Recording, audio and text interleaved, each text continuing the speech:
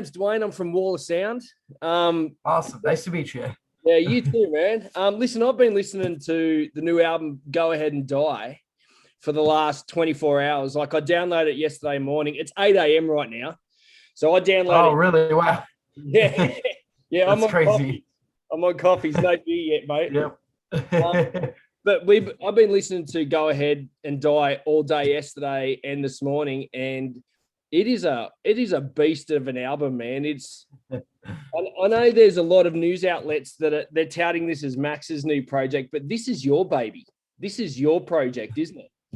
Yeah, a lot of people it's going over their head that I was more involved on the creative side than my dad, but I figured that was going to happen. He has a lot of clout, a lot of respect.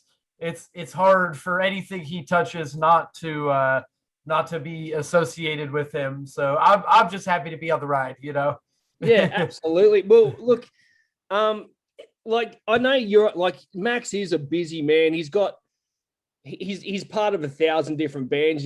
He must have stuff going on. But how do you kickstart putting this particular band together? Because I know you've got Healing Magic. You released music last year, and that's really cool, man. I really like that. I've only listened to that for the last week, but how did you go about putting this together?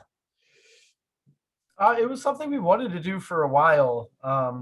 We're both fans of extreme music. We both love extreme music, and with our main bands, like my dad does Soulfly and I have Healing Magic, we're not as extreme. It's more groovy. It's more ambient and spiritual, I guess you could say. So, we both wanted to do something that was fast and old school and aggressive sounding.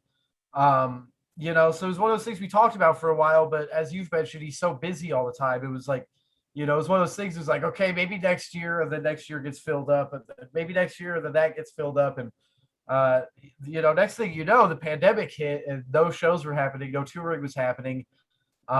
It's been a year now without shows and touring, so we just took advantage of that and said, let's do it. We have the time right now.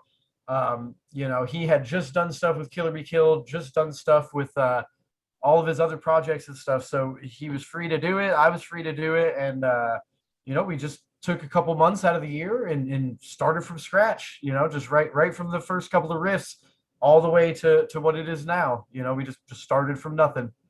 Unreal, man. Yeah. And look, you bring a drummer like Zach Coleman in, like his two bands, Chemist and Black Curse. They're different sounds, like different ways of playing. He's a really diverse drummer. How'd you get him in? He was suggested to us by Arthur Risk, who mixed and mastered the record. It was one of those things where we my father and I, we made drum machine demos first that were really rough. They're really, drum machines are pretty tricky things, especially for metal drumming. We made demos and we were kind of talking with Arthur and a couple other people we work with, and I think it was him. He was like, hey, I just worked with this guy Zach last year. He's in a lot of cool bands, really cool dude. Why don't you guys just give him a call and see if he can do it? So it's one of those things, once we contacted him, I talked with him on the phone a handful of times. We sent him the music, and he was on board 100% right off the bat. So, it was one of those things. It's just, we got put in touch with him. The connections were made. He did a great job, and we're happy with what he did and how it came out.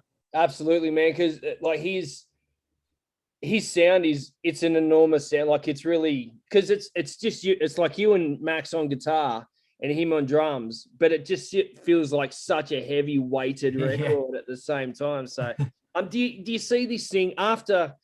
And I'm hoping you guys tour. I really do, because this would just us too obliterate places, I think. But do you see this becoming an ongoing thing? I think it could be, certainly.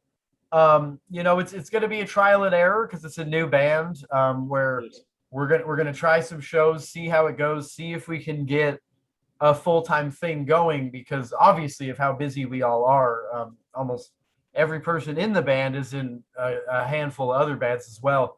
So it's one of those things we need to just try and see what happens and work it out. But from my opinion, I would like it to be something we could do seriously and something that we could, tour and travel and make it a full on thing with. Definitely. Absolutely. Because I know, like I understand, I suppose there's a bit of a crossover because you were mentioning COVID and the lockdown and all that sort of stuff, and it's really hit America hard.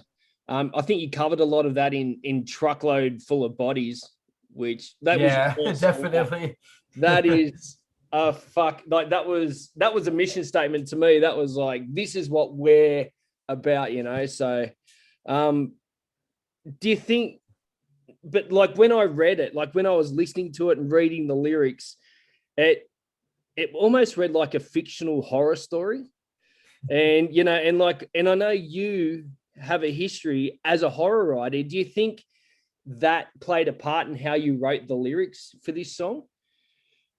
Absolutely. I am a big bookworm, horror nerd, sci-fi nerd, fantasy nerd, all that stuff. So Absolutely. it does find its way into the music, and especially with a song like Truckload. It's definitely depicted in kind of a horror, scary story, dystopian type way. Even though it's talking about a real life thing that's going on right now. I guess you could say the way I write lyrics and the way that I come up with things is certainly inspired by writers and by books and stuff like that. Actually, another song on the album called Isolated Desolated Yeah. is kind of based on The Shining from Stephen King, but also ties into being in quarantine and being alone and being trapped in your house for weeks on end and kind of going crazy. So we definitely do implement like a fictional storytelling to current events and stuff, and that's definitely something that we did on the record. Yeah, because in my research I found out about your book Killing My Insomnia. It's got a 5-star rating on Amazon. Well done. Thank you. Thank Yeah, you. and now I've got to go and buy that as well as the album. So Please do, and tell me what you think. I'm looking forward to reading it, man, for sure. So Awesome. I thought it was worth mentioning. Killing My Insomnia. Absolutely. Yeah, no, I've been writing just about as long as I've been doing music. I started both when I was about 15. Yeah. Still in high school when I started doing all of this. So Yeah. I've come a long way, but it's good to be here, be talking about it finally, and getting to spread the word. Well, I know, because your mother Gloria, and she's a legend manager, in metal. Yep. But she had, like, I read some of her blog, and she wrote stuff about you, like back in, I think it was back when you were like 18, and said even by then you were a prolific writer, across the board musician, bass, drums, guitar, and obviously a singer. But now it's 8 years later, 7-8 years later, and you finally come up with this project. Like in the initial lead up to it, like your first 2 songs out, like Truckload Full of Bodies and Toxic Freedom. Like Toxic Freedom, you covered police brutality, which is a worldwide issue. Absolutely. Yeah, no, it goes on everywhere, definitely. Yeah, and it's not a new topic by any means, but in the wake of the recent police-related violence, that's real, like especially that's been shown through America, was this one of the topics that you absolutely had to cover, or that you had to address? I felt so. I've always believed that there's some corruption within our government, some corruption within our police forces and things like that. I grew up heavily into punk rock and with a father who was singing songs like Refuse Resist and Primitive and stuff like that. So, I was raised with, I guess you could say, a little bit of that mindset. And when we did this record, and it was centered so much in punk rock elements and stuff like that, that I felt like we should write about current stuff and write protest songs, write some middle finger type songs, and yeah, I mean, how could you not, with how it was for Americans last year? We saw countless people being murdered and cops getting away with it. It took this long just to finally charge Derek Chauvin, who everyone in the world saw him commit murder, and it took a year to charge him with anything. So if you can't see an issue with that, I don't know how to explain it for you, but it is something that I want to talk about in my music, and it is something that I want to speak up about for people to hear and know where we stand and how we feel about this stuff. Because this is as much my feelings as my father's. We decided what we were going to write about. We decided what it was going to be centered on, and to me, it's funny that people are surprised with some of the content on the record with what he has written already, but I still find myself being like, oh man, they completely misunderstood that, or completely misinterpreted something else. But you do need to talk about it. You need to bring it to the surface, and you need to write about it, I think, if you care about it. I think your timing's perfect. Myself, yeah. Stuff that you've covered, because a lot of because of COVID, a lot of bands have they're pumping out albums because it's the only thing they've been allowed to do. But a lot of this is the first album that I can think of that has really targeted what is happening today. Like you mentioned your father, I remember when Nail Bomb came out, and when he did that, and it has a very similar feel to me, but it's a different album, it's for today, it's going to mark a point in time, I think, musically. But this is this is, I suppose, why it appeals to me is because I'm an old bloke, I listen to the 80s. Nothing wrong with that. Yeah, I listen to 80s punk and metal. Like I was saying to my boss the other day, I remember when I was born, my birth was listed in the local paper. When you were born, it was listed in Metal Hammer magazine. Yeah, right. You were born into, to me, music was something I grew up with. You grew up in it. I suppose, no, definitely. And you grew up backstage, and I think that's just so fucking cool, But I imagine the people you've met, the people you've hung out with, is there, aside from your family, were there any other musicians that you met over the years that you've drawn any advice from or true influence from? Yeah, of course. I remember when I was quite young, I'd say 8 or 9, Soulfly was opening up for Black Sabbath on 5 or 6 shows in Europe. And it happened to be over the summer. So we were on tour with my parents. My parents would take us every summer because we didn't have school. So we were on tour with them, and it was opening for Black Sabbath. And, it was really cool. Everyone was really nice. And on one of the last shows, I think either Sabbath's tour manager or someone came over to my folks, and they were like, hey, if the little ones want to come meet the rest of the band, we'll take them into meet each one individually. So it was me, my parents, and my older brother Zion. We got taken, pretty badass. They each had their own dressing room. Yeah. Each member, Geezer had his own, Bill had his own, Tony had his own. And, we just kind of went in and hung out with them for 10 minutes each. And my brother's more of a drummer. So Bill Ward told him some of his most influential albums. And I've always been more of a guitar player and lyricist and stuff. So I remember Tony just, I don't remember exactly what he said. I was young, but it was along the lines of just, play what you want. Don't give a shit what people think. Do it because you want to and you love it and stuff like that. And he said something along the lines of that was what they did when they were young and they were starting out and they wanted to do all of this. So that was definitely one of those things I'll never forget. Despite being only 8 or 9 years old, I already knew who Sabbath was. I like their music. I have pretty much always been a fan. So that was really amazing. If I had to pick one right off the top of my head, that was definitely one of the coolest experiences I ever had, thanks to what I was born into. Yeah, and stuff like that. Oh, look, man, you were hanging out with Sabbath when I was just starting to get into them. So that's other than that, where is there any other where does your musical influences? Like this is definitely drawn on your 80s punk and metal. Like I hear a bit of, like when I was listening to Worth Less Than Piss, man, it started off and I'm thinking, that sounds a bit like Black Flag to me. So, yeah, and that sort of stuff. Where does your music influence lie, especially going into this album? Well, I feel like with this album that for both of us, because my father as well, he started with extreme stuff and punk and he started in that vein of music. And that was one of the earliest things I got into as well was punk and hardcore. I actually got into before I was into a lot of the more metal stuff. So yeah, like you said, Black Flag was definitely a band I liked. Bad Brains, Minor Threat. That from the American side, those were bands that I enjoyed.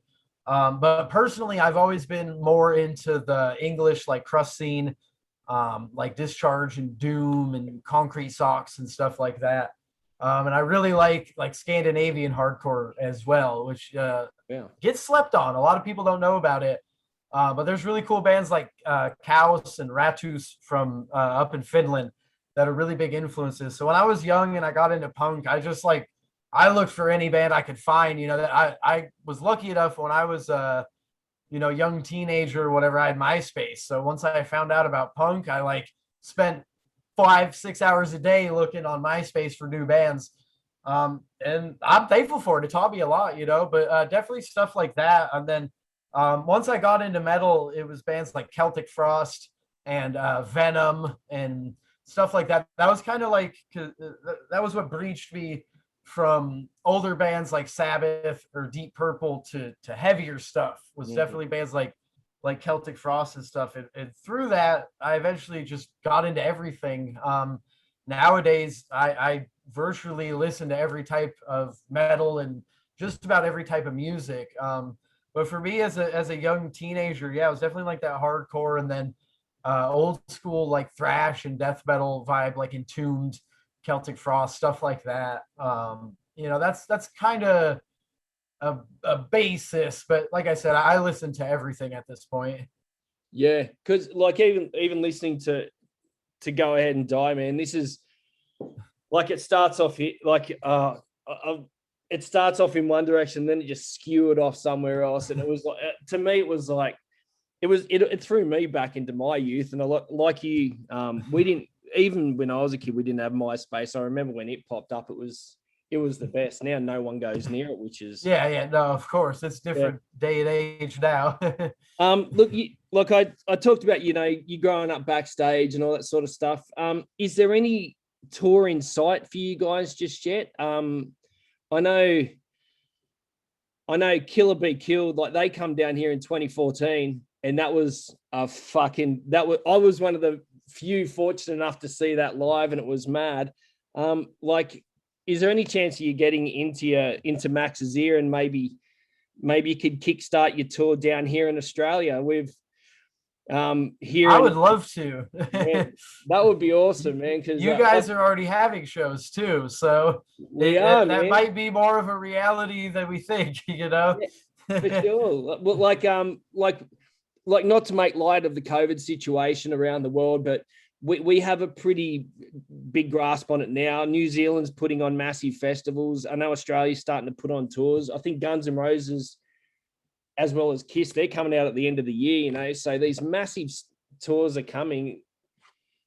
What's it going to take to get you guys to come down here maybe first, so we can see you guys first?